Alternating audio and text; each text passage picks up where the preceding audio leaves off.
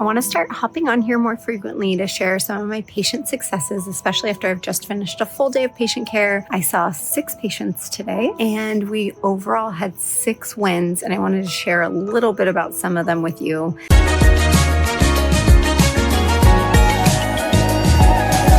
My first patient has had several autoimmune conditions, including Crohn's. So she has inflammatory bowel disease. She used to have debilitating symptoms. She had really bad SIBO for years, and she is in symptomatic remission and nearly in clinical remission. She just had her repeat colonoscopy, and instead of having her do yearly colonoscopies, they're moving her to every 3 or 4 years. She's feeling better. Her colon is looking better as well. With my second patient, she has had chronic SIBO. She has gastroparesis, nervous system dysfunction, and several other things that are influencing her SIBO. However, we just put her on an elemental diet. I actually shared about her not too long ago. She did fantastic on the elemental diet. It helped us unearth possible yeast, as she's now seeming to purge some yeast, but her methane levels decreased tremendously on the elemental diet. We're still monitoring them now that she's in her refeeding period, but while she was on the elemental diet, her reflux completely went away, belching completely went away.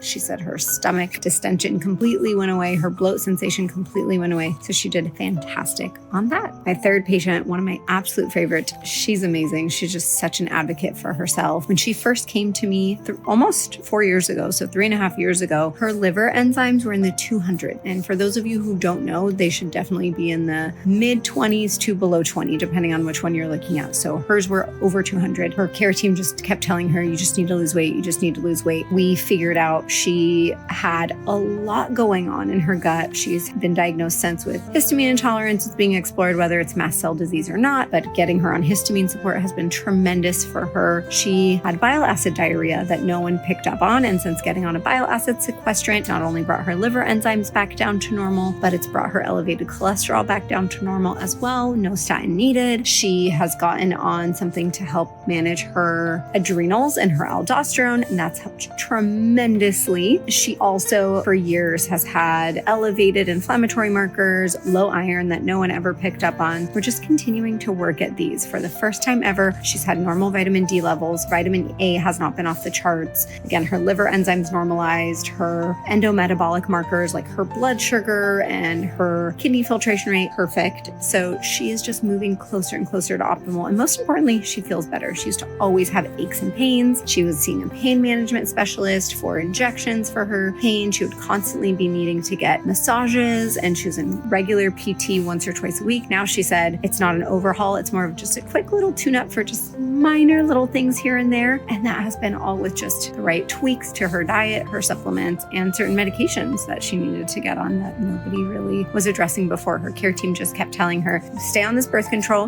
They suspected she had PCOS. They never even confirmed it, but they kept telling her, just stay on birth control, just get on a statin and just lose weight. And so she knew that wasn't going to be the only thing that was going to help her. She, like I said, added medications, but they were the right medications for her, and she's now doing fantastic. So proud of her. My other patient has had just a slew of things happen over the years, whether it is pancreatic cyst that she's had removed that then damaged part of her pancreas, necessitating some pancreatic enzyme replacement. She's had chronic SIBO. She's had chronic fungal overgrowth. She has chronic pains. When she first came to me, she's also diabetic. She has type 2 diabetes. When she first came to me, she couldn't eat to manage her blood sugar because her gut couldn't tolerate it. And now she's telling me she's eating a salad every day. She makes cauliflower steaks to eat, asparagus, Brussels sprouts, things that used to just send her into full-blown bathroom anxiety and full-blown IBS-D symptoms. So she's eating so much fiber. She's now seeing that correlation between her blood sugar and her gut. We know there's a strong connection there with diabetic enteropathy, but so much better managed, both, again, endometabolically and GI-wise. So I'm so proud of her. She's amazing. My last patient lived with IBS-D for over 2 decades, saw so many specialists, so many providers. We picked up on the fact that she needed somebody to help her diagnose and treat her antiparietal cell antibodies. She had autoimmune gastritis that was caused. It was lowering her B12 levels, which was causing its own issues. So she was able to effectively get that diagnosed. She's been on biweekly B12 intramuscular injections, which has completely corrected that and corrected not only her B12 deficiency she lived with for years, first, but also put those antibodies into remission. We've been working really hard on decreasing her cholesterol. We have been working on improving her liver enzymes. She came to me with non-alcoholic fatty liver, and now they call it MASLD, but that has been reversed. She just got a fibroscan on her liver, absolutely no fibrosis. She has no calcification in her arteries. She's doing so